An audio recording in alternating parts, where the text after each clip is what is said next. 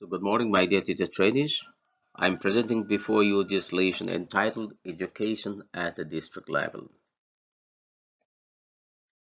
So, in a big country like ours, the administration is carried out through a systematic hierarchy, and this includes the nation, and further the administration is decentralized to different states or union territories, further decentralized into district.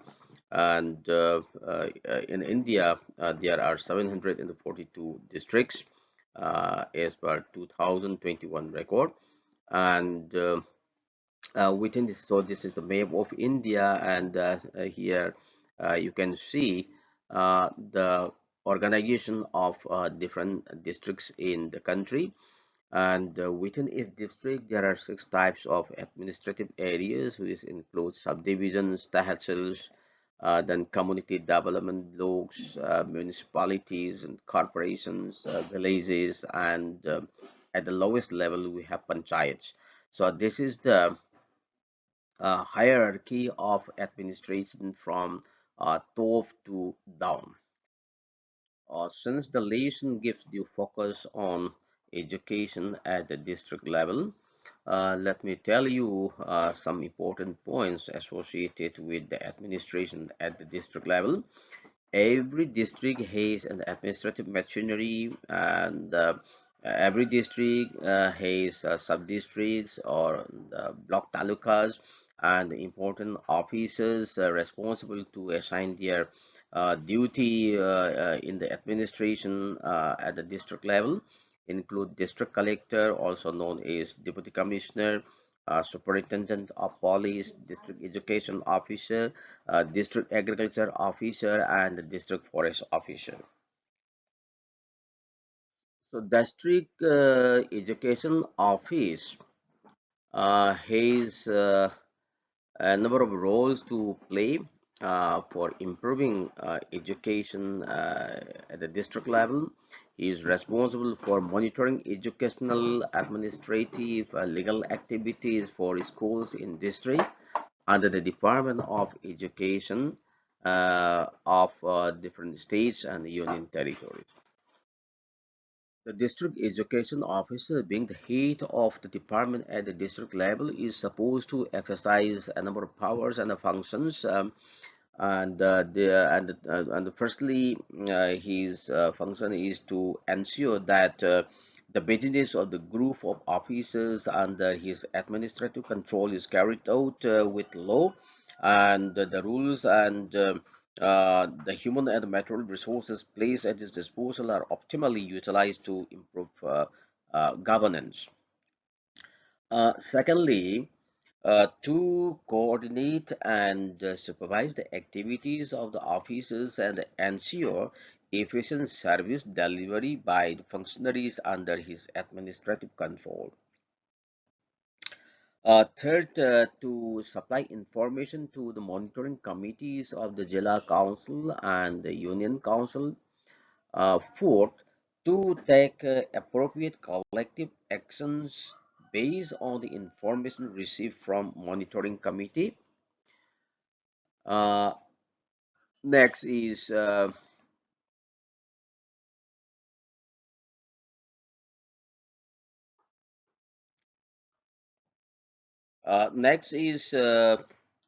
to enforce relevant federal and the provincial laws and the rules, including tax laws, according to the directions of the government. Uh, he is also supposed to prepare development plans and the proposed budgetary allocations for their execution. And he is again to implement approved plans and the policies, authorize disbursements of performance bonuses to the employees, prepare proposals for expenditures necessary for the proper conduct of programs, projects, services, and other activities. Uh, he is supposed to propose relevant bylaws on service delivery to the district coordination office. and finally to act as developmental accounting officer for his respective groups of officers and be responsible to the district accounts committee of the JILA council. So one of the important agency of education at the district level is District Institute of Education and Training. Uh, District Institute of Education and Training, in short DIET, is one of the five components of a centrally sponsored scheme of restructuring and reorganization of teacher education, which was approved in October 1987. So till October 1989, central assistance had been sanctioned under the scheme for setting of a total of 216 diets in the country. Uh, diet is, after all, part of a larger design. It would be clear from para number 1.5 of the Constitution and the Annex 1 that diets are a part of a larger strategy to achieve national goals in the areas of elementary and adult education. The various components of the strategy and the interdependent and mutually reinforcing.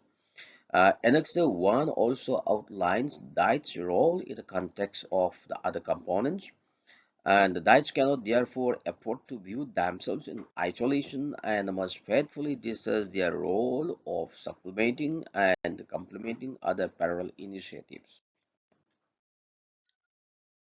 Diet has its own mission and role. Its mission is to provide academic and resource support at the grassroots level for the success of the various strategies and programs being undertaken in the areas of elementary and adult education with special reference to the following three objectives.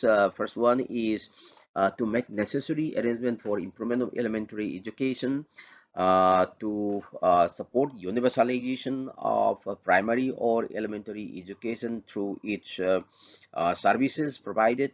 Third one is to popularize adult education. So in fact, NLM targets in regard to functional literacy in the age group of 15 to 35.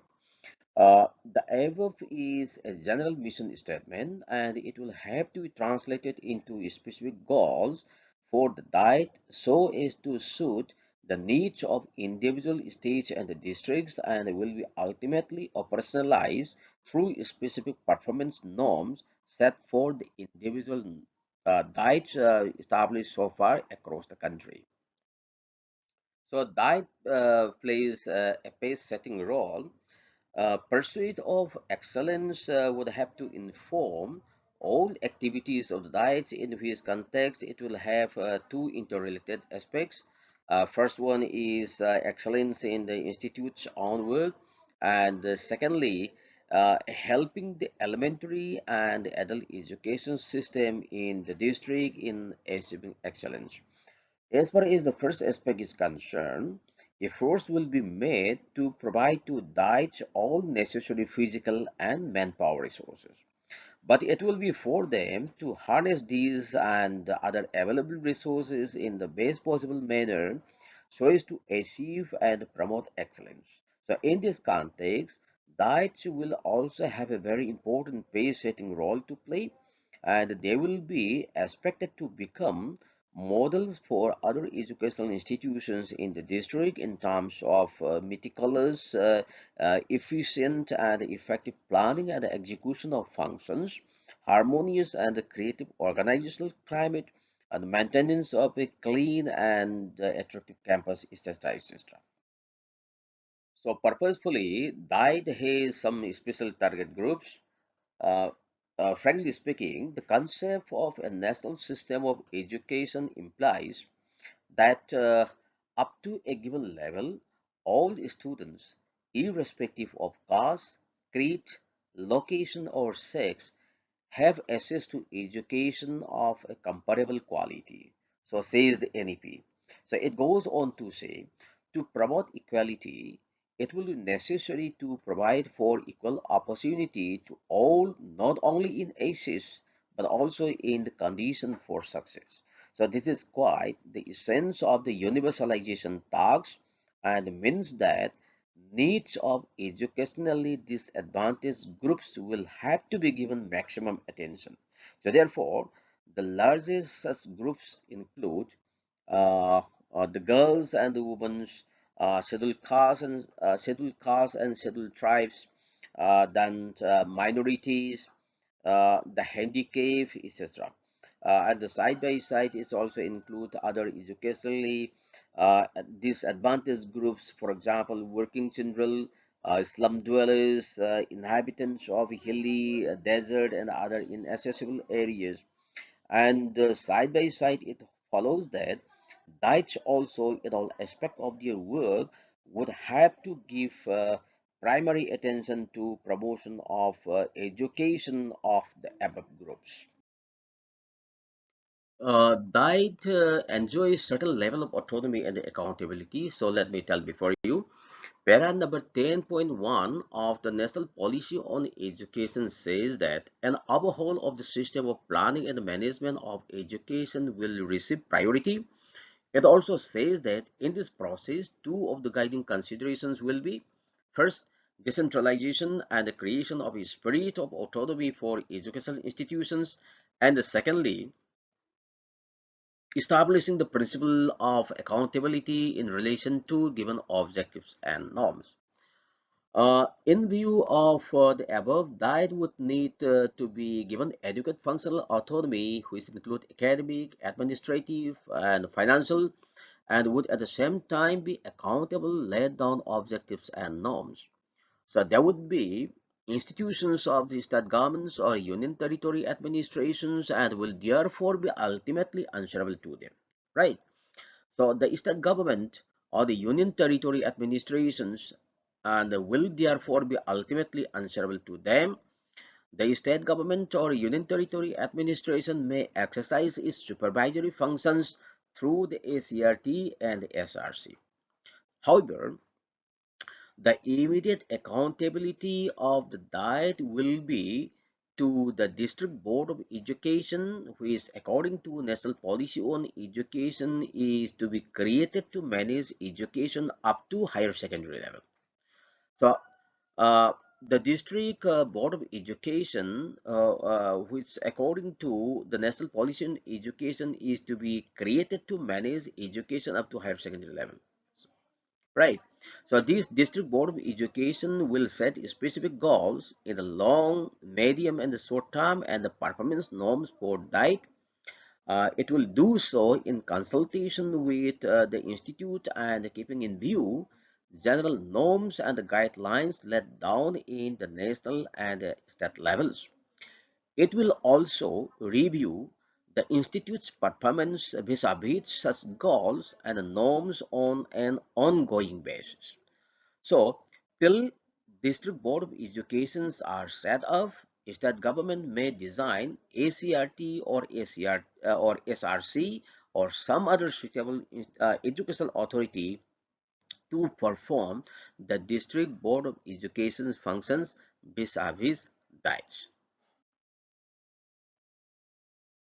Uh, DIT has certain linkages. So I'm telling you, not merely will every diet establish a close and continuing dialogue with the field, for example, with elementary schools, school complexes, teachers, headmasters, school supervisors, instructors, project officers of adult education and non-formal education, as well as with district level officers in these three sectors.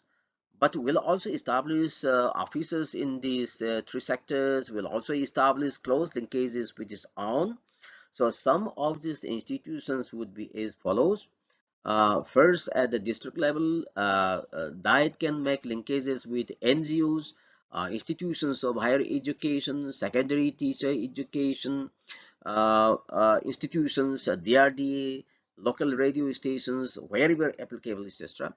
And at the subdivisional level, that can make linkages with University Department of Education, Institute of Advanced Study in Education, NGOs and the other concerned organizations and the institutions working at the subdivisional level. Third, at the state level, linkages may be made with SERT, the State Institute of Educational Technology, SRC, for adult education, and NGOs. At the national level, linkages may be met with NCRT, NIPA, Center for Cultural Resources and Training, Directorate of Adult Education, Central Institute of Indian Languages, Mysore, Kendriya Hindi Sangstan Agra, other premier organizations or institutions and NGOs working in the areas of elementary and adult education. So in specific terms, the linkages would be established through a meaningful and continuous dialogue in which institutions share problems, experiences, achievements, information, and resources. So that may also work as an agency for implementing some of the programs and activities of national and state level organizations. Well, friends, organization of in-service programs for thesis and the training programs for adult education, non-formal education personnel would be one of these main functions. And this activity would go on throughout the year, but would peak during school vacation because that is when the institute's resources would be free from the workload of pre-service training, and also because that would cause minimum dislocation of in schools. Therefore, these will be non-vacation institutions and their personnel would have to be classified as non-vacation staff, give consequential benefits as per state government's rules. That would also be expected to provide residential facilities to as many of their trainees as may be possible within the resources available for construction hostels. In utilizing available hostel accommodations, priority shall be given to trainees other than the pre-service trainees, and the latter shall be accommodated to the extent possible of the accommodation needs of all the training programs. For example, in service programs for teachers, training program for adult education, as well as non-formal education personnel, etc., have been made. Frankly speaking, a diet will have to play three important functions. First one is training, which consists of both of induction level as well as continuing varieties. Then resource support, including extension, guidance, development of materials, aids, the evaluation tools, and thirdly, uh, action research, basic transaction approach for the diets, placing the learner at the center, etc. Uh, Diet plays a number of roles and it also perform a number of functions. So their functions is spelled out in the program of action have been quoted in Annex 2. This could be restated as follows. uh, Training and orientation of the following target groups, which include elementary school teachers, the headmaster or heads of school complexes and offices of education department up to block level, then instructors and the supervisors of non-formal as well as adult education, and members of district board of education as well as village education committees, resource persons who will conduct suitable program for the target groups mentioned in at para 1 and 2 above at centers other than diets. It includes academic and resource support to the elementary and the adult education systems in the district other than ways, for example, extension activities and interaction with the field, provision of service of resource and learning centers for teachers and instructors, development of locally relevant materials, teaching aids, evaluation tools, etc., and serving as an evaluation center for elementary schools and programs of non-formal education and adult education, and the action research and the experimentation to deal with specific problems at the district in achieving the objectives in the areas of elementary and adult education. And the side by side, it provides leadership in innovating pre-service primary teacher training. That contribute to development of quality learning materials for primary education. That carry out innovations for improving the functioning of the primary schools. That conduct in service training program to primary school teachers. It carry out field-based empirical studies to improve the primary schools. It train functionaries of non-formal education, adult education, and last but not the least, it provides support to district authorities in planning in universalization of elementary education. So therefore, in the light of the above mentioned functions discussed, certain general considerations are to be made regarding the structure of a diet, and looking into this, a diet would need to have a strength in the following areas, like a foundation of education and psychology, pedagogy, then the subject taught at the elementary stages, which include languages taught at the elementary level in the district. This may be either two or three or even four, depending on the number of languages which are introduced in the state at the elementary stage, and the factors like bilingual character of the district, then mathematics, environmental studies, social sciences, and finally environmental studies or science. So coming to the block level, it is the block education officer or CDPO or ICDS officers who play a very important role in managing education at the block level. So uh, the main function of block education officer is to make consolidated requirements from schools and the ICDS projects for block supply and share with district level. Uh, Another important duty is to ensure uninterrupted supply of IFA, to consolidated monitoring data and share with district, conduct quarterly meeting to review the program, and ensure display of IEC. So strictly taking into consideration the benefits of decentralization of powers, for the benefits of the success of management of education. Uh, may I take the opportunity to discuss before you the basic meaning and concept of this term decentralization so that we can make the discussion more effective and meaningful. So decentralization, the term itself, it means the transfer of authority or disposal of power in public planning, management and the decision making from the national level to subnational level or from higher to lower levels of government. And the main objective is to provide the means for community participation and local self-reliances and ensuring the accountability of government officials to the population. Right. So decentralization has four phases, and or it can be considered as the four different types of decentralization. This includes deconcentration, the delegation, third is devolution, and privatization.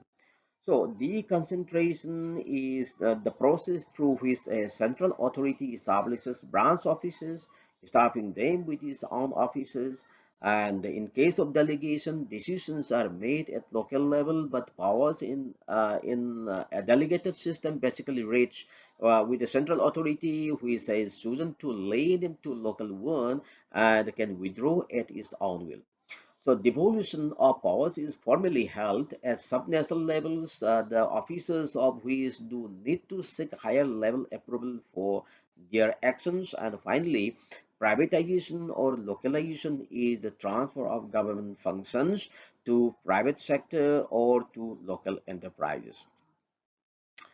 You say, under the seventh schedule of the Constitution of India, Education is gave in the concurrent list to enable state governments to customize and adapt educational policies as per their contextual requirements. And side by side, the panchayats and the municipalities have been vested with responsibilities on education under the 11th and the 12th schedule respectively. So even after decades of the 73rd and the 74th amendments and putting in place a fairly large and a significant local self-governance systems, basic services have remained out of the periphery of these local governance bodies.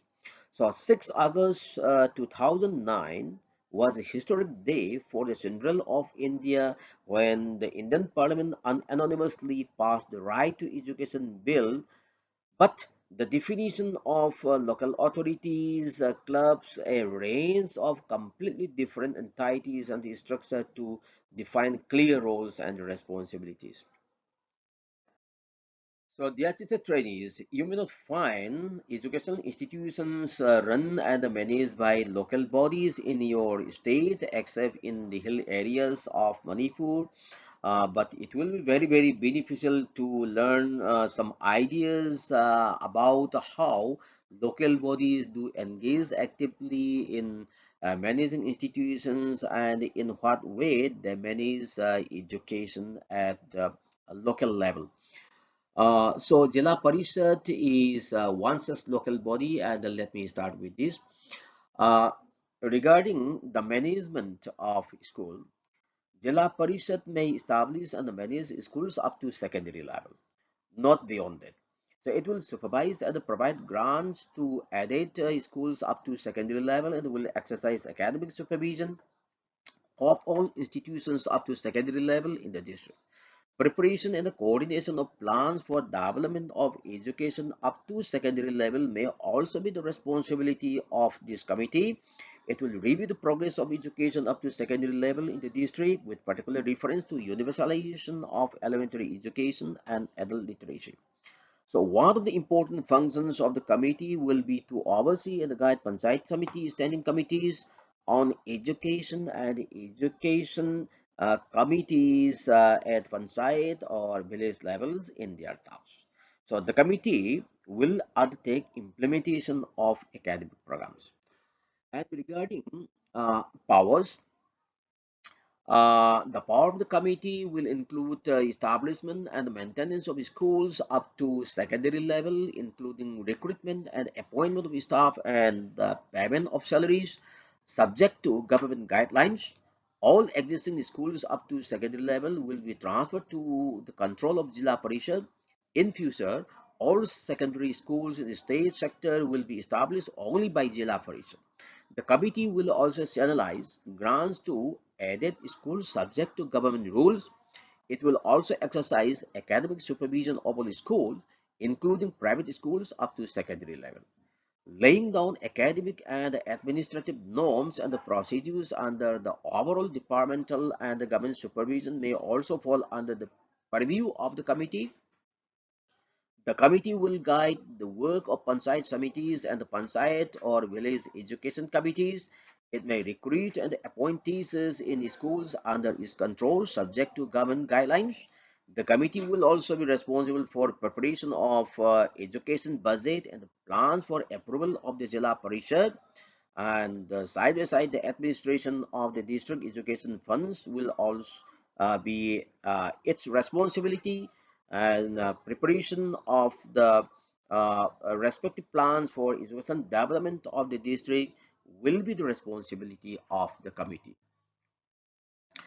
With regard to funds, the resources of the Jila Parishad will include grants received from state governments, centrally assisted and sponsored schemes channeled through the state governments, and the funds provided by other agencies. The Jila Parishad may also raise resources through appropriate taxation measures as well as raise funds through voluntary donations and contributions. So regarding organizational support, The services of the staff of the education department at the district level will be placed with the JILA Parishad only. The state government, particularly the Department of Education, will provide necessary administrative and academic guidance to the JILA Parishad for undertaking its educational responsibilities. Right. So the Panchayati Raj bodies must take full benefit of the District Institute of Education and Training. So in their effort to improve the quality of education, the diet must be fully involved in the functioning of the academic wings of the Panchayati Raj bodies through organization of orientation and the training programs for academic staff and by undertaking surveys, evaluation studies, and innovative projects. Each support may also be enlisted for improved method of learning and assessment procedures for attaining the minimum level of learning. Regarding training needs, the non-officials of the Jila Parishad would require orientation to introduce them to the tasks of the Jila Parishad. They may also receive educate orientation in respect of various schemes in operation as well as programs such as universalization of elementary education, adult education, as well as non-formal education. The officials working under the Jila Parishad may also require training to enable them to establish effective working relationship with the members of the committee and Jila Parishad. So it is now well recognized that both the non-officials as well as officials involved in the Panchayati Raj programs relating to education require orientation, training, and preparation for discharging their responsibilities effectively in the new setup. So they need advice, guidance, and the support to develop sound and efficient method of functioning in the Panchayati Raj setup. The state would need to consider setting of appropriate arrangements both at the state as well as district levels to ensure required training and orientation. The establishment of the State Institute of Education Planning and Administration offers such possibilities. Regarding personal management, I should say democratic decentralization implies placing the services of employees with the Panchayati Raj bodies. Therefore, it is necessary to ensure that this is done in a manner and with such safeguards which enables these employees to work in a congenial and cordial atmosphere. Following this approach, services of the teaching staff working in government primary, middle as well as secondary schools at the time of transfer to Panchayati Raj institutions may be placed with the Panchayati Raj bodies. So it is necessary to protect their service conditions while doing so. In future, all teaching staffs in the schools under the Panchayati Raj bodies selected and allotted by appropriate organization will be appointed by the Panchayati Raj bodies and will be under their exclusive control. All the staffs under the Panchayati Raj bodies, whether appointed by them or otherwise, should enjoy the same service conditions and benefits. The non-teaching staffs of the government schools and the departmental officers whose services are placed with Panchayati Raj bodies may be treated on par with similar staff of other departments whose responsibilities and the services would stand transferred to the Panchayati Raj bodies. Educational officers such as district inspectors of schools, headmasters of secondary schools, district education officers, and deputy directors who may come under the control of Panchayati Raj bodies may be treated as deputies, will be treated on deputation or on loan of service to these bodies. So the Panchayati Raj bodies would have full control over them, including disciplines subject to such guidelines as the state government may lay down from time to time. Uh, Regarding recruitment of teacher, I should say recruitment of teachers is a very sensitive and responsible task. The state government may develop appropriate recruitment system, including involvement of the State Public Service Commission wherever necessary. The objective must be to decentralize recruitment of teachers at district level through appropriate bodies with suitable representation of the Jila Parishad, and the procedure must ensure impartial selection through well laid out procedures with provisions for reservation of posts for the prescribed categories. While allocating the candidates to various panchayat committees, it may be ensured that local candidates are preferred, and this may minimize the problem of subsequent transfer. Regarding disbursements of salary, the prompt and the regular payment of salaries to staff is a matter of importance. The state government may stipulate that the Panchayati Raj bodies introduce mechanisms in their budgetary control to ensure that salary and the service benefits flow to the teaching and the non-teaching staffs in schools in a regular and prompt manner. So in this regard, the state government may suitably adapt these recommendations to suit the local conditions. Uh, with regard to the financial support, uh, pending constitution of the State Finance Commission, the grant to Panchayati Raj bodies may include the following non-plan grants. Number one, grant for salary and other benefits to teaching and non-teaching staffs. This will include two components. The component for the government schools transferred to JILA PARISHAD, the component for aided schools in the jurisdiction of JILA PARISHAD, and the second is maintenance grants. So this may include financial assistance to meet the costs of maintenance of building, equipment, library, contingencies, etc. This may again have two components pertaining to government schools transferred to Jila Parishad and added schools is per the norms length of.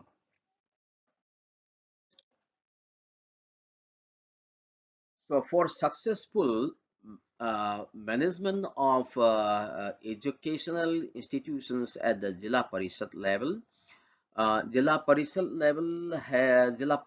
has to go for mobilization of other resources. The Jila Parishad and the Panchayat Committee may suitably be empowered to raise additional resources for educational activities through levy of cess on land revenues, as sell tax, quarrying, levy of surcharge on building tax, professional tax, etc. Local contributions towards different schemes for extending benefits to students, and side by side obtaining voluntary contributions by parents and community towards supporting development of educational institutions.